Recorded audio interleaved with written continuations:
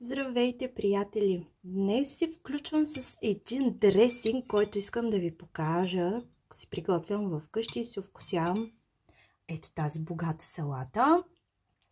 Освен дресингите с накиснати семена, аз експериментирам и с дресинг такъв тип. Това е лимонов сок, който е прясно изцеден току-що.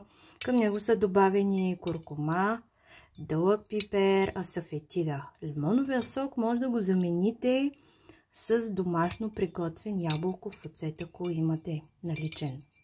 Може да го затворите в бутилка, да го оставите по-дълъг период, да добавите още подправки, за да се овкуси. Става чудесен.